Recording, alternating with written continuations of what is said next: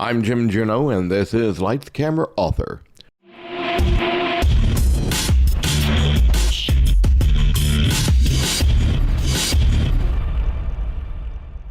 On January 1st, 1967, a new contract between Colonel Tom Parker and his sole client, Elvis Presley, gave Parker a 50% cut of royalties and profits that Presley generated. It was an unashamed grab for a bigger piece of a pie that had actually been shrinking for some time.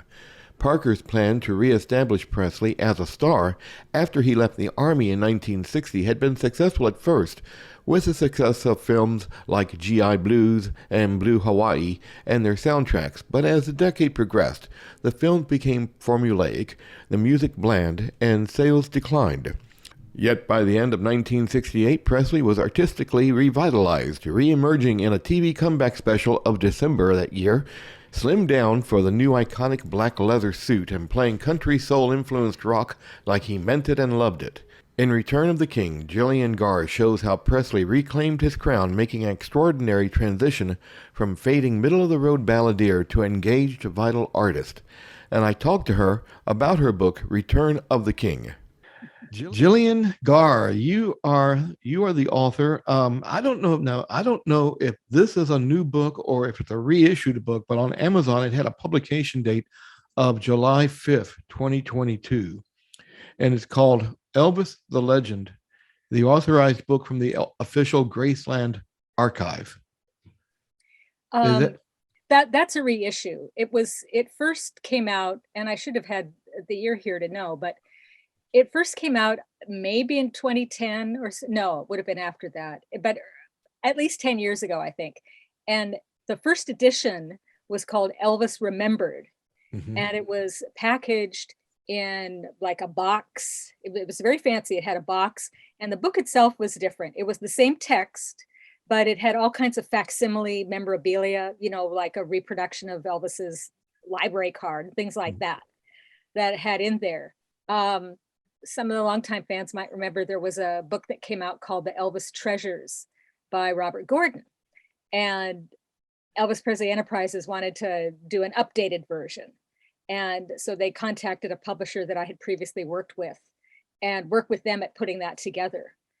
So it had, whereas the previous book really was strictly chronological, mine is more thematic, and you had chapters about themes, like a chapter about the movies and a chapter about Hawaii, because I like Elvis in Hawaii.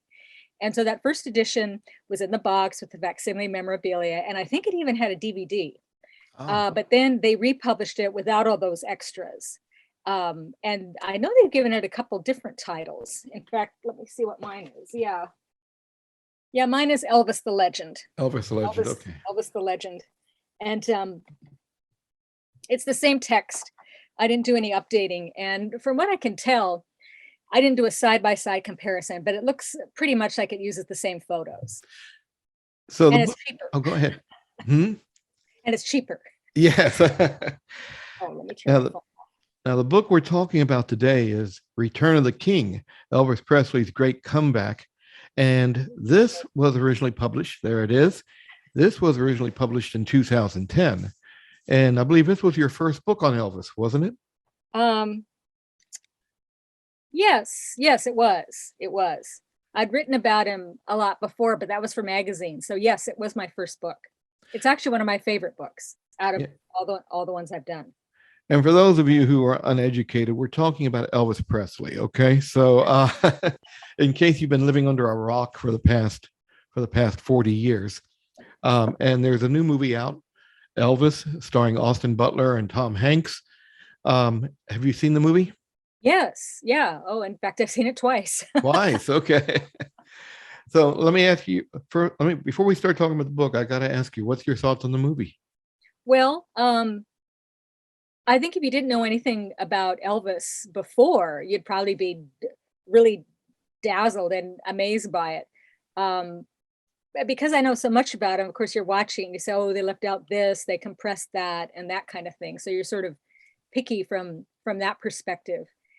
I think Baz Luhrmann sort of reined himself in a bit. I mean, if you saw Moulin Rouge, that just got totally crazy. And while there's some of that in this new one, definitely, it's not quite as much. but I thought Austin Butler was great. It's, he's got that Oscar nomination. I predict Wow. that. I'm not the first to say it, I'm sure. Um, Tom Hanks's character I thought was kind of strange. I mean, they made Colonel Parker have this weird accent that he didn't really have. Mhm. And he just seemed kind of odd, and at times kind of more hapless than the real Colonel was. So, Yeah, I had kind of mixed feelings about that. But and I know some people, they don't, I've read online things on Facebook forums and stuff about people not wanting to see it because it didn't have this in or that in. And well, biopics do that a lot. And actually I think because of all the visual extravaganza about it, if you want to see it, I think you should go and see it in a theater because you'll see it at its best advantage. I Okay, read so it's going to stream on, one of the networks later, HBO or something. And yeah, that's fine. But I think to see it in a theater, you'll get like the full dazzling experience of it. and with the sound and the music and everything too. Yeah, yeah, that too. Some people have an amazing home theater system, but not everyone does. The book Return of the King. And now this book begins in January 1967. And Elvis's career, let's face it, at that point in time, it was dead. Yeah, yeah. I mean, he's stuck making these movies which are not very good. The music in the movies is not very good. It was a career standstill for him, wasn't it? Oh yeah. I mean, you think about everything else going on in that year. You had Sergeant Pepper, of course, that's the big one. And Jimi Hendrix was breaking through with Purple Haze and the other things. Beach Boys with the Pet Sounds album too. Yeah, yeah. Well, that was 66, but Oh, still 60. Okay. deep feeling in there.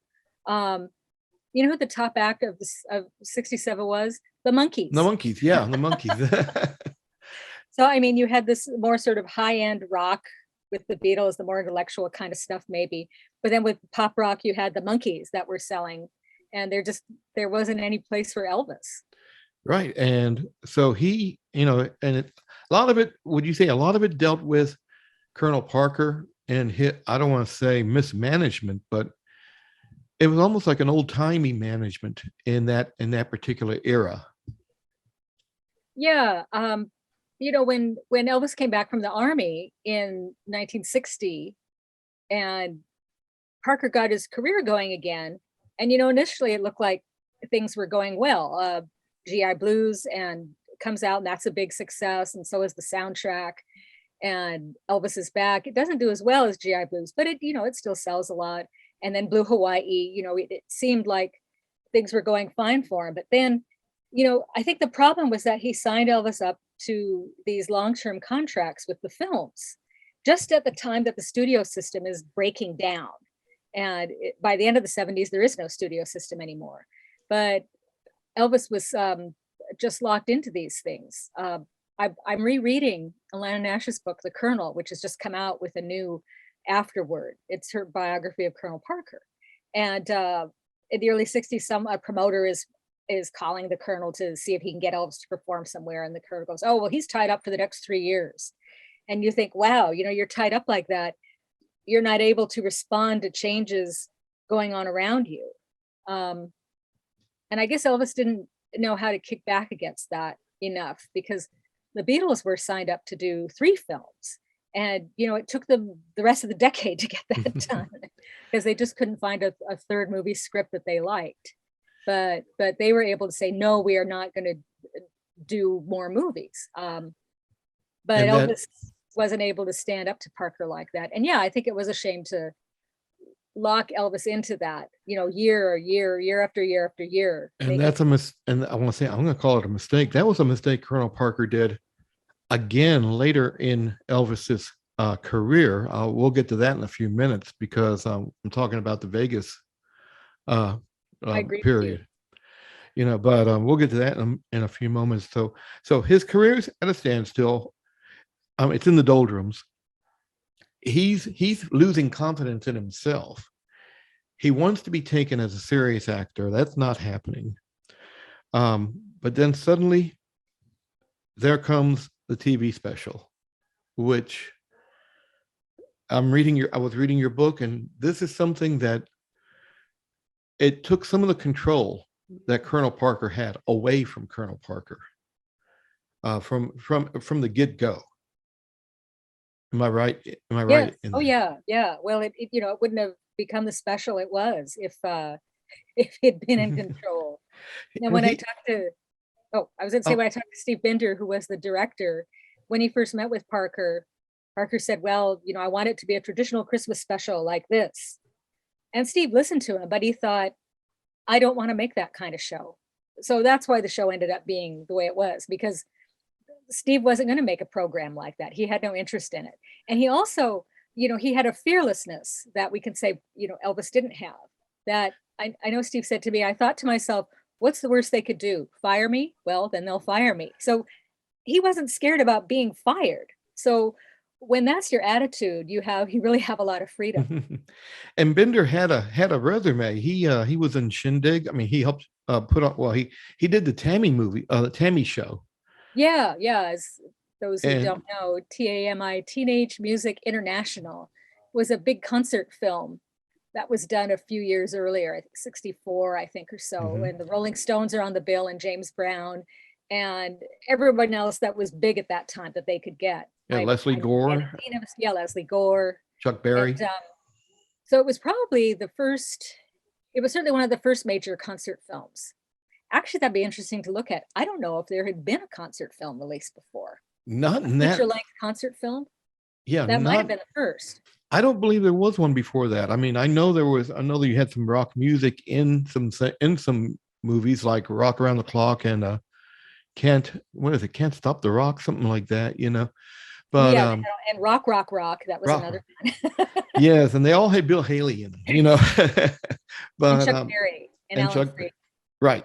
And so, but the Tammy show was different because it was basically a concert. And that was Steve Bender. He was also on Shindig, I believe, too, wasn't he? Yeah, Hullabaloo. Hullabaloo. Okay. I get those two confused. Yeah, it'd be easy to do. Yeah. For those of you who are a certain age out there listening to this, Shindig and Hullabaloo were like American Bandstand before American Bandstand got big. And so Bender comes in and basically tells Elvis, your career is in the toilet. And And Elvis appreciated that. He appreciated getting an honest answer.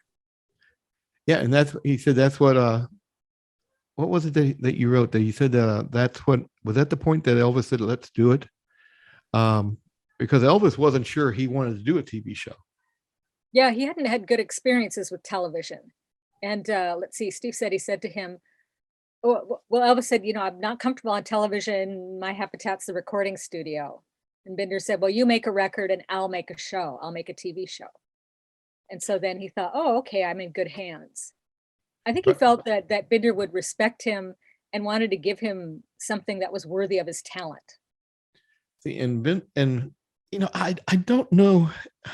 Did you lose respect for Elvis Presley in this writing this book because it seemed like Elvis did not have the wherewithal to take control of his own career. He was very dependent upon the Colonel.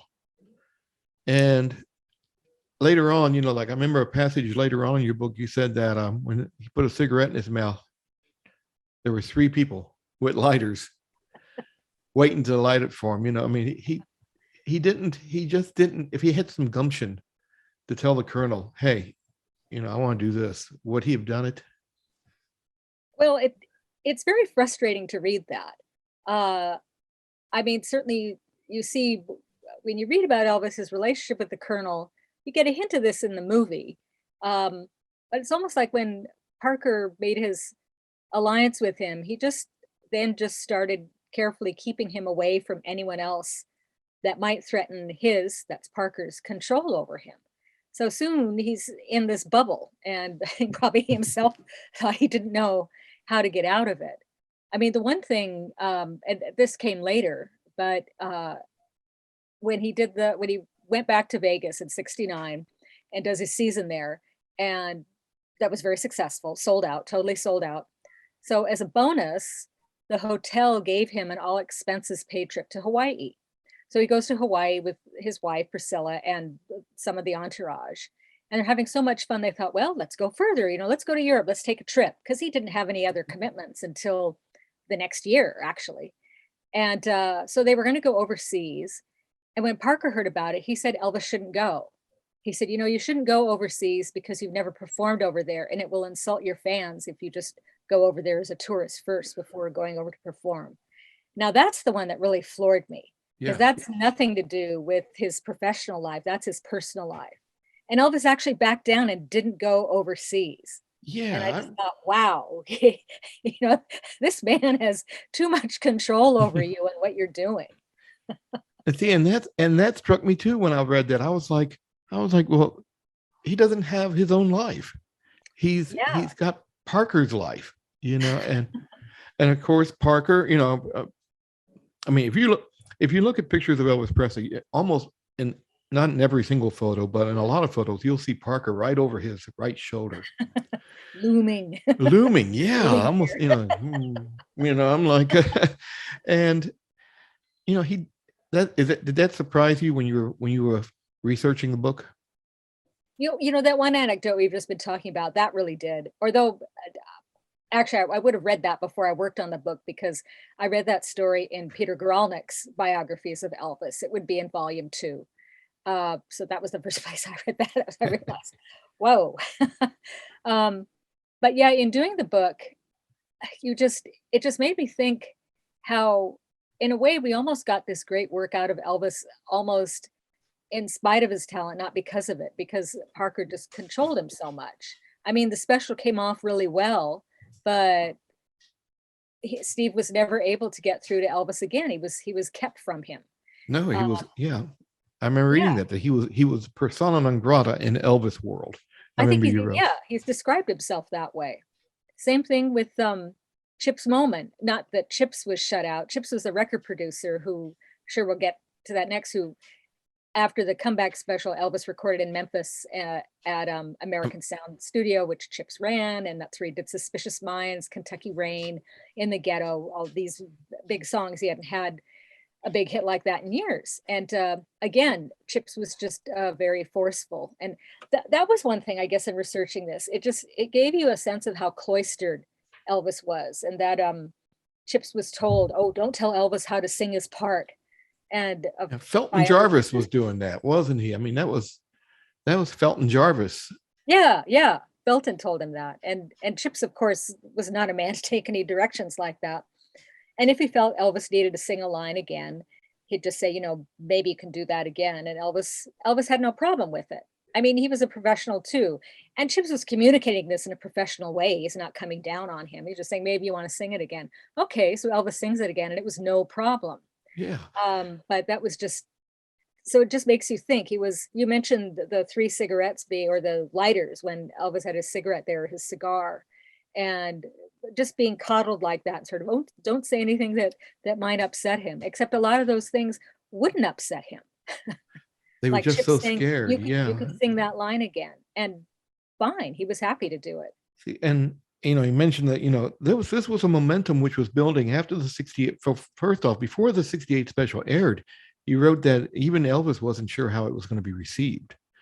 He would go out to the fans that were waiting outside, I think in Los Angeles or Graceland, and say, well, are you going to watch it? Are you going to? Are you going?